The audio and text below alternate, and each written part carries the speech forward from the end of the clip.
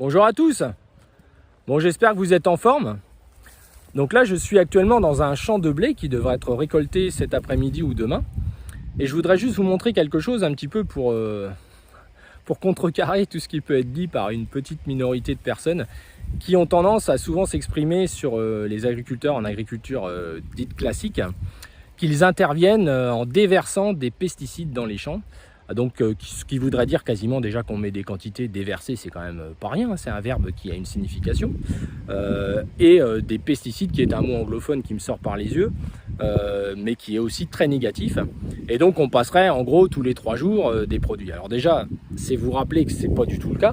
Il se passe souvent plusieurs semaines, voire plusieurs mois entre des interventions phytosanitaires, que ce soit des médicaments pour les maladies, ou que ce soit des insecticides contre les insectes, ou que ce soit éventuellement un désherbage chimique si c'est nécessaire. Donc pourquoi je vous montre cette vidéo là, c'est que si vous regardez, là je suis actuellement dans un passage normal d'intervention, et vous voyez qu'il est peu ou pas marqué, voire invisible, pour la simple et bonne raison, c'est que cette année, nous sommes peu ou pas intervenus. Et je vous montre ça pour vous dire qu'on n'intervient que si c'est nécessaire. Et en fait, les années sèches, comme nous l'avons vécu cette année, finalement, sont très peu propices au développement des maladies. Alors, il peut être propice aux insectes, c'est vrai, mais par des piégeages, etc., on peut arriver justement à mesurer si c'est nécessaire d'intervenir ou pas. Alors, si je résume, cette culture-là a été semée au mois d'octobre, vers le 15-20 octobre. Il y a eu un désherbage chimique qui a été fait très rapidement derrière. Il n'y a pas eu d'intervention insecticide d'automne, puisqu'à l'automne, il y a des pucerons et des cicadelles qui sont des insectes qui transmettent des virus à nos céréales, qui peut faire que nos céréales ne poussent plus en fait, donc dégradent fortement la population et finalement on se retrouve avec des céréales qui ont perdu beaucoup de potentiel.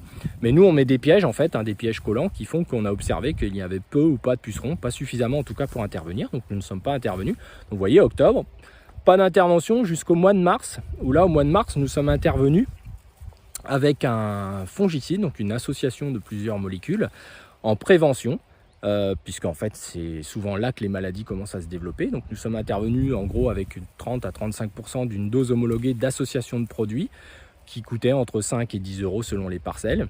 Et depuis le mois de mars, nous ne sommes pas intervenus dans les champs pour des interventions phytosanitaires. Donc voilà, puisqu'il n'y avait pas de maladie qui se développait, on a des témoins non traités, on a des zones d'observation. Donc ce qui explique ces passages de roue peu marqués. Et puis en termes de nutrition azotée, nous n'avons fait que 2 passages azotés par rapport à 3 que nous faisons habituellement, puisque on a vite vu que le potentiel allait être un petit peu dégradé par l'aspect climatique. Donc c'est juste voilà, pour un peu prendre le contre-pied de tous ces fantasmes qui peuvent vous être dits, voire même vous pouvez peut-être même vous dire qu'on passe de manière très régulière, genre on assaisonne nos cultures sans arrêt. Alors non, vous voyez, c'est pas du tout le cas, il se passe plusieurs semaines, voire plusieurs mois entre des interventions et c'est valable pour tout le monde, pour toutes les cultures. Alors on se retrouve avec du stock dans notre local depuis plusieurs années, puisque finalement on diminue les interventions depuis plusieurs années du fait d'années climatiques un peu complexes. En général, les années humides, voire maladives, sont souvent plus propices à des hauts niveaux de production. Alors il y a des régions qui ont quand même eu de l'eau à certains moments, mais pas suffisamment pour déclencher des grosses problématiques maladies.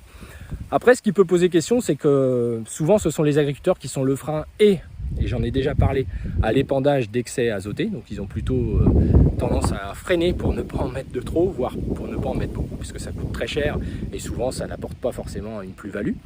Et puis pour les fongicides et les autres interventions phytosanitaires, c'est exactement la même chose. Il y a peut-être un défaut sur les insecticides, c'est comme c'est des produits qui sont peu ou pas chers, certains agriculteurs ont tendance à, par des conseils qui existent, à sécuriser, comme ils disent, c'est-à-dire à intervenir avec des insecticides alors qu'il n'y a pas lieu ou ils n'ont pas piégé ou pas observé. Donc ça, c'est un peu un des problèmes.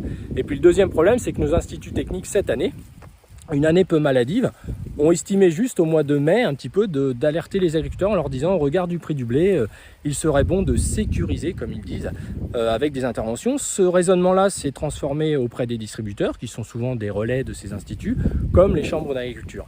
Et ça, c'est quand même triste, parce que si les agriculteurs ne sont pas autonomes ou indépendants par rapport à ça, certains sont intervenus, alors avec un seul fongicide, c'est vrai, ils n'ont pas fait le fongicide que nous avons fait au mois de mars préventif, mais ils ont mis 45 € en une seule fois, dans des conditions souvent plus que limites, puisque au mois de mai, on n'a jamais eu des bonnes conditions pour faire quelque chose d'intelligent et qui fonctionne surtout, et sur des maladies qui n'existaient pas. J'ai eu l'occasion de vous en parler, les fameuses maladies de fin de cycle.